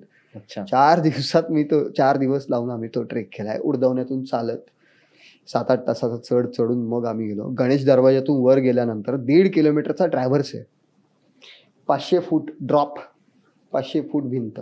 बापरे. आणि मधून वाट आहे अशी वर खाली जाणारी. काही ठिकाणी तर अक्षरशः तुमची 2 पावलं सोडल्यानंतर 2 पाय असे एखाद्याला ठेवता येतील एवढीच जागा. बापरे. आणि असा 50-60 फुटाचा टप्पा, 1.5 किलोमीटर चालायचंच आहे. बरं मागं जायला मागे काहीच नाही ना, तुमच्यासोबत कोणी येणार नाहीये. आणि जिथं उतरायचंय, जिथून चढून आलोय ते मागं बघितलं, वाटतं हे उतरण्यापेक्षा मी आपला सरळ चालत जातो. असा मी तो पूर्ण केला. तो केला. अलंग पूर्ण बघितला. अलंग पलीकडे उतरताना ज्या पायऱ्या आहेत ते बघून झालं. तिथून रॅपलिंग करून झालं. ते माझं आयुष्यातलं पहिलं रॅपलिंग. तिथं मी मदन चढलो. ते आयुष्यातलं पहिलं क्लाइम्बिंग. तो चढून तिथं राहून परत एकदा कुलंग चढून झाला. ते मांड्या भरून वगैरे सगळं करून झालं. तिथं मराठीत आपण म्हणतो ना, नजर मेली. पूर्ण नजर मेली. आणि मग त्याच्यानंतर हा जानेवारीचा आहे, 26 जानेवारीच्या आसपासचा हा 2010च्या. 23, 24, 25, 26 जानेवारीचा हा आमचा ट्रेक. आय थिंक 9, 10, 11, 12 डिसेंबर 2010 तो ट्रेक मी लीड करत होतो. वा. कारण नजर मेली. सो याच्यातून मला हेच सांगायचे की तुम्हाला भीती वाटते ना, सोबत लोकांना घेऊन जा. घाबरा तिथं आहेच आहे. घाबरा कशाला घाबरा, तर मी सेफ राहिलो पाहिजे याच्यासाठी घाबरा. बरोबर. जे मी मगाशी सांगितलं की माघार घेतली पाहिजे, त्याच्यासाठी तुम्हाला थोडं तरी निसर्गाला घाबरलं पाहिजे. पण एवढे घाबरू नका की मला घरीच बसायचं, मी जाणारच नाही कुठे. तुम्ही प्रयत्न केला तर या सगळ्या गोष्टीवर मात करून पुढे याल. आज शहरात मी 20व्या मजल्यावर जाऊन खाली बघितलं तर मला नजरेला त्रास होणारच आहे. बरोबर. पण डोंगरात नाही होत. नजर मेली. हा, ते तेवढं केलं पाहिजे. बरोबर. सो सर, खूप सारे लोकांचा एक ओव्हर कॉन्फिडन्स असतो. काही जण म्हणतात की माझ्यामध्ये स्टॅमिना आहे यार, मी तर मस्तपैकी ट्रेकिंग करायला रेडी आहे. पण जेव्हा प्रत्यक्षात जातात तेव्हा कळतं की स्टॅमिना काय आहे. कारण थकून जातात, सवय नसती, किंवा डाएट जसा हवा आहे तसा नसतो. सो एका ट्रेकरचं डाएट आणि प्लस त्याचा कॉन्फिडन्स लेवल हा कसा हवा आहे in terms of fitness? It's a myth diet. अच्छा. आम्ही पायथ्याला मिसळ खाऊनही वर जातो. हो. पायथ्याला तुम्ही साधे पोहे जरी खाल्लेत तरी तुम्हाला नंतर लिंबू पिळून वगैरे ते ऍसिडिक होणारच आहे. बरोबर. तिथे शारीरिक क्षमता लागते, नाही असं नाही, पण तिथे पेस हे अनुभवानेच येतं. आपण किती पेसनी कुठं चालायला पाहिजे. किंवा कित्येकदा असं होतं की मी स्वतःही कधीतरी म्हटलेलं आहे बरं का हे लोकांना, अरे तू तर जिमला जातो, तुला काय फरक पडतो, तुला तर यायला पाहिजे चालायला. पण नंतर लक्षात आलं की अरे प्रत्येक ठिकाणचा फिटनेस वेगळा असतो. बरोबर. प्रत्येक ठिकाणी फिटनेस या संज्ञेलाच वेगळा अर्थ असतो. तो कॉन्टेक्स्ट म्हणजे एक संदर्भानुसार तो बदलणारा असतो. त्यामुळे आपण एक लक्षात घेतलं पाहिजे की शारीरिक क्षमता जास्तीत जास्त वेळ चालण्याची पाहिजे. आपण उन्हात चालतोय, खूप थंडीत चालतोय, भर पावसात चालतोय. कित्येकदा असं होतं की एकाच दिवसात 2-3 वेगळे ऋतू बघून होतात. ते जे बदल आहेत ते झेलण्याची क्षमता पाहिजे. बरोबर. सोशिक वृत्ती पाहिजे. जशी शरीराची तशी मानसिक, हे जास्त महत्वाचं आहे. कारण कित्येकदा असं होतं ना की आपण शरीरानं फिट होत, पण मग चालताना का जमत नाहीये, तर मानसिक तयारी नसते. वजन उचलायची माझी तयारी आहे, वजन घेऊन मी थांबू शकतो, पण ते ओझं घेऊन मला चालायचंय त्याची मानसिक तयारी नसते झालेली. किंवा इतकं अंतर चालायचंच आहे मला, माझा तेवढा कंट्रोल पाहिजे की बाबा माझ्याकडे जे 2 लिटर पाणी त्यात मला करायचंय जोपर्यंत पुढचं पाणी मिळत नाही. बरोबर. आणि सह्याद्रीत होतं असं की तुम्हाला नाही मिळत पाणी लवकर कधी. बापरे. आजकाल ते बिस्लेरी वगैरे सगळं अवेलेबल झालंय, पण तुम्हाला जर नॅचरली पाणी पाहिजे असेल तर नाही. आणि किती बिस्लेरीच्या बाटल्या घेऊन फिरणार तुम्ही? त्याचे वजन मला खूप तहान लागते म्हणून मी 5 बाटल्या घेऊन फिरतो. 5 किलो वजन वाढवलंस, त्याचं काय करायचं पुढे? बरं, रिकामं झाल्यावर खाली यायला जड होतात बाटल्या, त्या तिथं टाकायच्या असतात. त्यामुळे आणि आमच्यासारखी जी माणसं आहेत ते म्हणतात की नाही मी स्टीलची बाटली वापरणार आहे, मी कचरा नाही करणार आहे, अजून वजन वाढलं. की कसं टॅकल करता सर? कारण तहान तर भरपूर लागणार आहे. आपलं शरीर आपल्याला सांगत असतं. हे जे म्हणतात ना दर तासाला पाणी प्या, दर थोड्या वेळाने पाणी प्या, तुम्हाला तहान लागली की घसा कोरडा होतो. बरं, घसा लवकरात लवकर कोरडा होऊ नये म्हणून काय करायचं, तर अगदीच काही प्रूव्हन हे नाही, पण अनुभव जो आहे तो सांगतो. तुम्ही तोंड बंद ठेवा आणि चालत राहा. तुम्ही तोंडाने श्वास घेता, तोंडाने सोडता, घसा कोरडा होतो. तुम्हाला वाटतं तहान लागली आहे, शरीराला ती गरज नसते, पण तुम्हाला लगेच वाटतं की आत्ता पाहिजे. दुसरी गोष्ट, गप्पा मारा, नाही असं नाही, पण जर तुम्ही तेवढे अनुभवी नसाल किंवा तेवढं चालणं आणि बोलणं एकत्र शक्य नसेल, थोडं थांबा ना, थांबल्यावर गप्पा मारूयात की हे. आणि तिसरी गोष्ट, कदाचित हा विषय लोकांना थोडासा ऑकवर्ड वाटू शकतो, पण ज्यावेळी आपण ट्रेकवर चालतो त्यावेळी आपण एखाद्या वेळी बायो ब्रेक घेतला बरोबर, की आपल्या शूचा रंग सुद्धा आपल्याला सांगतो की आपल्याला पाण्याची गरज आहे की नाही. तिथेही कळतं की भाऊ रंग बदललाय म्हणजे आपल्याला पाण्याची गरज गरज आहे. आहे. रंग बरोबर. अगदीच न्यूट्रल आहे पाण्यासारखं, म्हणजे आपण इनफ पाणी पिऊन आहोत हो, हे हो. कळतं. बरोबर बरोबर. आणि हे आम्ही खुलेआम सांगतो लोकांना. कधी कधी लोकांना ते ऐकताना ऑकवर्ड वाटतं, पण आम्ही सांगतो कारण आम्हाला झालंय, त्याचा अनुभव झालाय नाही त्याचा. गरज पण आहे. तीच तर समजण्याची आवश्यकता आहे गरज ना. त्यामुळं होतं तसं. तर हो, मानसिक शारीरिक या दोन्ही गोष्टींचा फिटनेस हा डाएटवर नाही ठरत, तुमच्या मानसिकतेवर पण म्हणजे ठरतो. मेंटॅलिटी खूप महत्वाची आहे. हा, आणि अर्थातच मी जर म्हटलं की आम्ही तर काय मिसळ खाऊन पण चालतो बाबा, याचा अर्थ असा नाही की प्रत्येकाला ती जमेलच. प्रत्येकाची शरीराची क्षमता वेगळी वेगळी असते. तरीही तिथं जी अवेलेबिलिटी असते त्यानुसार तुम्हाला चालावं लागतं. बरोबर बरोबर बरोबर. तर आम्ही मोस्टली चिक्की वगैरे फॅन्सी एनर्जी बार घ्यायची नाही. चिक्की, शेंगदाणा लाडू सुद्धा छान चालतं. सफिशियंट. असं कधी झालंय का की तुम्हाला कोणाला रेस्क्यू करावं लागलं? कारण खूपदा न्यूजपेपर्समध्ये, टीव्ही चॅनल्समध्ये आपण पाहतो, हा हरवला, ही इज मिसिंग, आणि मग ते काय हेलिकॉप्टरने सर्च होतं. तर तुमच्या बाबतीत असं कधी झालंय का की तुम्ही लाईव्ह इन्सिडेंट बघितलाय किंवा ऐकलाय?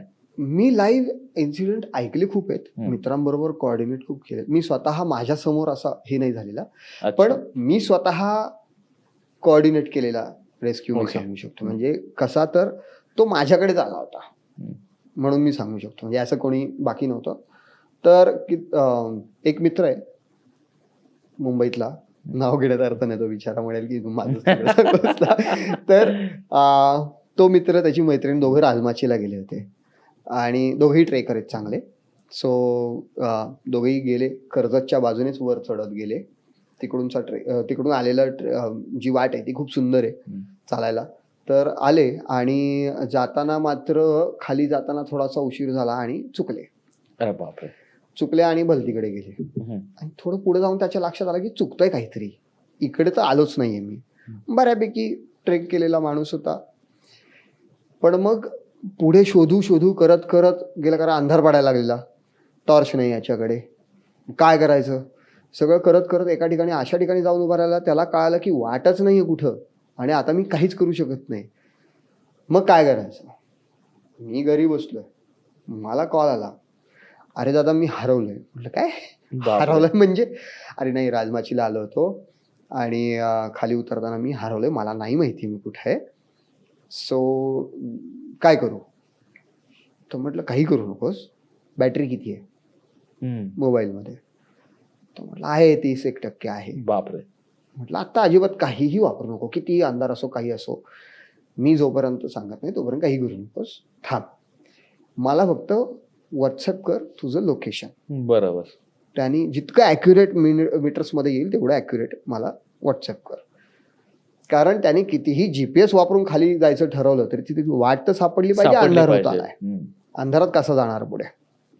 तर तू तेवढंच कर, बाकी काही करू नकोस. आणि मी जेव्हा जेव्हा कॉल करीन तेवढा उचल. त्या दोनच गोष्टी कर तू, बाकी मी सांगतो काय करायचं. ते झालं. तिथं झाल्यानंतर मग त्याने मला लोकेशन पाठवलं. मी राजमाचीत कॉल केला. निलेश म्हणून तिथला स्थानिक आहे, त्याला कॉल केला. अरे निलेश, 2 जण अडकले आहेत, खाली आहेत.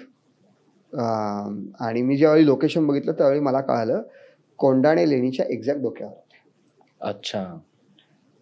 कोंडाणे लेणीच्या वर यायला पायवाट आहे एक, जी रॅपलिंगसाठी वगैरे वापरतात. अशाच कुठल्या तरी वाटेने तो तिथे जाऊन थांबला होता, पण त्याला दुसरी वाटच सापडत नव्हती. तर त्याने अजून जरा शहाणपणा दाखवला असता तर तो पडलाच असता, पण तो होता सेन्समध्ये की नाही मला नाही जायचं, मला थांबायचं आहे. मग तो म्हटला ठीक आहे मी खाली कॉल करतो. मग खालचा नंबर त्याने दिला, मी कॉल केले, त्यांनी कॉल केले. कोंडाणे गावाच्या म्हणजे लेणीच्या जवळचं जे गाव आहे तर तिथल्या मुलांना कॉल झाला, त्यांना सांगितली सिच्युएशन काय असं आहे आणि लोकेशननुसार तो कोंडाणे लेणीच्या वर आहे. ठीक आहे. ते 7-8 लोक निघाले, ते टॉर्च घेऊन निघाले. म्हटलं तुम्ही फक्त टॉर्चेस मोठे घेऊन जा, त्याला टॉर्च दाखवा, तो साधारण कुठे आहे, तो तुम्हाला फ्लॅश लाईट दाखवेल. थोडीशी का होईना एवढ्या अंधारात फ्लॅश लाईट दिसेल, खाली झाडी वगैरे जरी असली तरी साधारण लक्षात येईल. किंवा आवाज द्यायला सांगतो, जे काही आहे. तर तसं केलं. ती मुलं तिथं आली, त्यांनी मला कॉल केला, मी याला कॉल केला. त्यांना एकमेकांचे नंबर दिले, तर ते तिथे लागेना. मग पुन्हा तेच, मी कॉल करतोय, ते कॉल करताय, बापरे. हे सगळं करत आता एकदम पिक्चर सीन चाललाय हा सर. लिटरली असंच चाललं होतं. आणि मी काम करत करत मध्येच कॉल येतोय आणि मध्येच हे होतंय. हे सगळं झालं. मग साधारण लोकेशन त्याचं त्यांना कळालं. टॉर्च दिला त्यांनी, लक्षात आलं. ते हळूहळू वर चढत आले आणि आवाज ऐकू आला. आणि याने दिलेला आवाज त्यांना ऐकू आला. त्यांनी दिलेला आवाज माझा फोन चालू असताना ज्यावेळी मला ऐकू आला, त्यावेळी मी म्हटलं की सुटलं. किमान माहिती आहे या लोकांना की हा कुठे आहे. मग असं करत करत ही सुरुवात झाली होती 5:30 पावणे 6ला. साधारण 7:30 पावणे 8 पर्यंत हे सगळं चाललं होतं. बापरे. आणि त्याला सांगितलं होतं इंटरनेट वगैरे सगळं ऑफ करून ठेव. जो काही मोबाईल आहे तो फक्त याच्यासाठीच वापरायचा आहे. आपले कॉल चालू राहिले पाहिजेत. आणि फ्लॅशलाईट अजिबात वापरू नको जोपर्यंत मी सांगत नाही. जे समोर आले तरच फक्त फ्लॅशलाईट लाव. बापरे बापरे. तसं करत करत मग तो रेस्क्यू, म्हणजे आता त्याला रेस्क्यू म्हणजे आता लोकांचं असं रेस्क्यू म्हणजे अगदी पार पडलेला त्याला दोऱ्याने बिऱ्याने हाही बाहेर खूप काढला, असं मोठा नाही. रेस्क्यू आहे sir. So it is a kind of rescue जो मी स्वतः कोऑर्डिनेट केला. अजूनही तो छान मित्र आहे. ते दोघांचंही लग्न झालंय, छान चालू क्या आहे बात त्यांचंही. आहे. आनंद आहे. याला आता झाली 8-9 वर्ष झाली असतील या गोष्टीला. बापरे बापरे.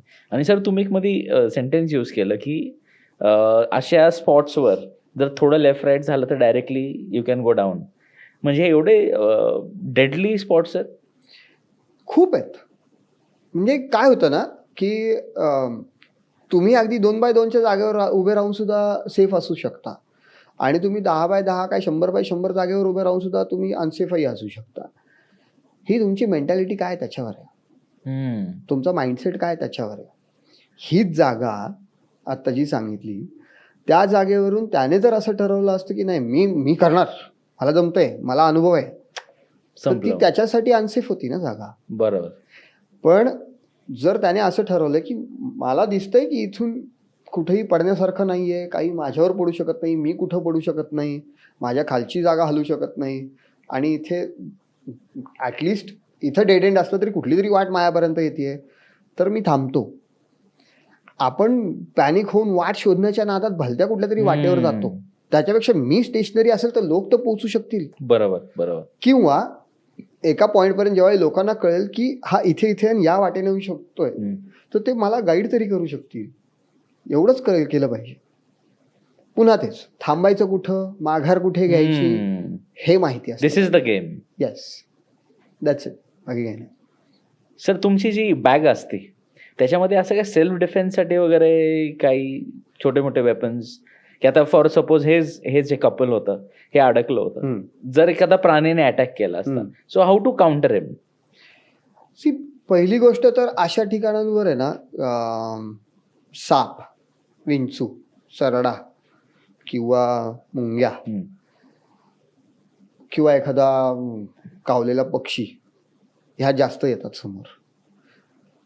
वाघ किंवा म्हणजे बिबट्याच, वाघ खूप कमी ठिकाणी आहे.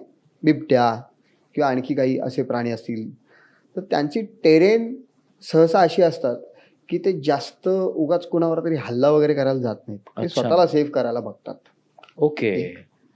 दुसरी गोष्ट, साप वगैरे दिसलाय अमुक तमुक तर उगाच तिथं जाऊन पुन्हा कसा आहेस काही गरज नसते. तर त्याच्यापासून लांब राहणं हेच सगळ्यात उत्तम असतं. बरोबर. आमच्या बॅगमध्ये काय असतं तर आमच्या बॅगमध्ये आहे ना पाणी असतं ॲम्पल अमाऊंटमध्ये. एक नियम असतो आमचा, माझं पाणी माझं पाणी, तुझं पाणी तुझं पाणी. अच्छा. हे आम्ही सगळ्यांना सांगतो.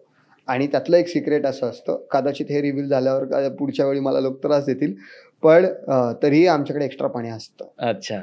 आम्हाला माहिती आहे बॅकअप. हा की कितीही झालं तरी लोक पाणी संपवतात. तर थोडंसं बार्गेन करून त्रास देऊन आम्ही त्यांना पाणी प्यायला देतो. थोडे टास्क करून घेतो, तिथपर्यंत चल मी तुला पाणी देतो वगैरे हे करतो आम्ही. पण पाणी असतं बऱ्यापैकी. आम्ही सर्टिफाईड, म्हणजे माझं स्वतःचं हनीफेलचा वाईल्ड लाईफ फर्स्ट एडर मी आहे. 3 दिवसाचा कोर्स असतो तो. त्या व्यतिरिक्त मी माउंटेनियर आहे, त्यामुळे त्याच्यासाठीच्या गोष्टी असतात बॅगेमध्ये. फर्स्ट एड किट असतं मुळात. अच्छा. एखादा जर ट्रेक टेक्निकल असणार आहे आणि इथे कधीतरी आपल्याला एखादी गोष्ट लागू शकते, तर रोप आहे, हार्नेस असो किंवा कॅरेबिनर्स असो, फिगर ऑफ 8 वगैरे इक्विपमेंट जे आहे, जिथे आवश्यक असू शकतं तिथे आम्ही ते कॅरी करतो. आता तर सहसा आम्ही अशा जागांवर जातो जिथे मोस्टली या गोष्टींची गरज लागली नाही पाहिजे, पण तरीसुद्धा आमच्यासोबत बॅकअप काही गोष्टी असतातच. असतात. त्यामुळेच बऱ्याचदा लोक म्हणतात की दादा आमची बॅग एवढी छोटी, तुझी बॅग एवढी मोठी कशी? किंवा अरे आम्ही तर एवढं सगळं आणलंय आणि तू एवढंसंच आणलंय. आता त्या एवढ्याशा ह्याच्यात आम्ही काय कसं बसवलंय, त्या जागेचा कसा वापर करायचा हे आम्हाला माहिती माहिती असतं. आहे. त्यामुळे तेवढ्याशा जागेत सगळ्या बसलेल्या असतात गोष्टी. असं असतं. क्या बात आहे. Super sir. हे हा एपिसोड खरंच खूप इंटरेस्टिंग झाला. आय होप की आपले जे ऑडियन्स आहे, व्ह्युअर्स आहेत, त्यांनाही डेफिनेटली आवडेल. आणि सरांचे भरपूर सारे कॅम्प्स ते ऑर्गनाईज करतात, ट्रेकिंग कॅम्प्स. सो सरांचा आपण इंस्टाग्राम ID वगैरे तर आम्ही पेन डाऊन करणारच आहोत ओके. डिस्क्रिप्शनमध्ये. तुम्ही त्यांना जरूर फॉलो करा आणि जाणून घ्या की कुठे कुठे कॅम्प्स आहेत. सर बाय द वे, कसं प्रोसेस असतो जर कोणाला रजिस्ट्रेशन करायचं असेल फॉर द अपकमिंग कॅम्प्स? आमची एक व्हॉट्सअप कम्युनिटी आहे. अच्छा. त्याच्यात लोकांनी जॉईन झालं की हम्म. त्यांना रेग्युलर अपडेट्स मिळत राहतात. कुठला ट्रेक आहे, काय आहे, कुठला इव्हेंट आहे.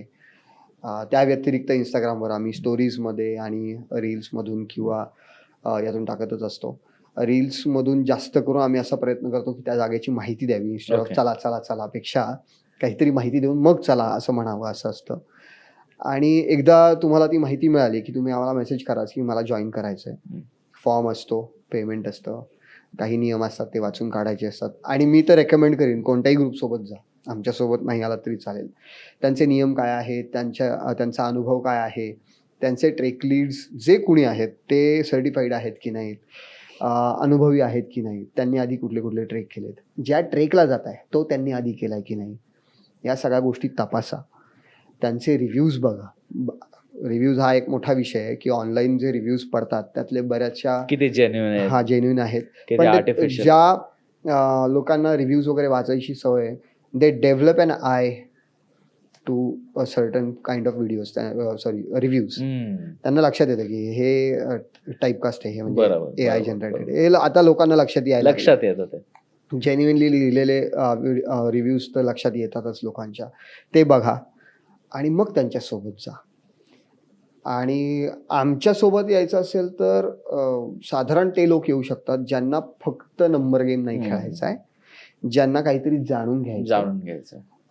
We do not go by चला पटापटा. आम्ही थांबत थांबत माहिती घेत, मग ती इतिहासाची असो, आर्किटेक्चरची असो, त्या जागेच्या फ्लोरा फॉनाची असो, बायोडायव्हर्सिटीची असो, अगदी मुंगी ते मुंग्यांच्या वारुळापासून, पक्ष्यांच्या घरट्यांपासून, कुठला आवाज कोणाचा आहे पासून, हा डोंगराचा फॉर्मॅट असा का आहे इथपर्यंत पासून, हा दुर्ग इथंच का आहे, इथं काय काय घडलं इथपर्यंत, जे काही आमच्या जवळ असेल ते सगळं आम्ही देऊन टाकतो. क्या बात आहे. तर असं जर तुम्हाला हवं असेल तर आमच्यासोबत यायला हरकत नाही. नक्कीच सर, डेफिनेटली भरपूर सारे लोक एनरोल करतील आणि definitely audience will also enjoy to the fullest. So पुन्हा एकदा Vinayak sir, thank you so much for being here on this podcast. तुम्ही वेळात वेळ काढून आलात, खरंच खूप मजा आली. आणि डेफिनेटली आता मीही सरांचा ट्रेक जॉईन करणार आहे लवकरच. आणि वाईल्ड लाईफ संदर्भात पण आपण एक लवकरच एपिसोड शूट करू, ज्याच्यामध्ये सरांचा जो अनुभव आहे हे आपल्याला प्रत्यक्षात बघायला मिळणार आहे, इन टू द वाईल्ड ज्याला आपण म्हणतो. सो पुन्हा एकदा sir, thank you so much for being here. Yes, मलाही मजा आली गप्पा मारायला. फ्री फ्लो छान वाटलं. पुढल्या वेळी नक्की भेटू. धन्यवाद. Okay, thank you. तर P3 हा जो चॅनल आहे, या चॅनलला नक्कीच लाईक, सबस्क्राईब करा. यांचे रील्स खूप चांगले असतात, माहितीपर असतात, वेगवेगळ्या विषयांवर गप्पा मारतात हे लोक. आणि प्रतीकला फॉलो करणारे लोक तर आहेच आहेत. मला जे आमच्यासोबत ट्रेकला येतात, जे ट्रेकिंग संदर्भात, इतिहासासंदर्भात, फॅशन वर्ल्ड संदर्भात आणि असंख्य वेगवेगळ्या विषयांवर ज्या लोकांना माहिती पाहिजे, त्या सगळ्या लोकांनी या चॅनलला नक्की सबस्क्राईब करा. हा व्हिडिओ कसा वाटला याच्या खाली कमेंट करून नक्की सांगा. आणि यांच्या इंस्टाग्राम हँडलला सुद्धा फॉलो करा. धन्यवाद.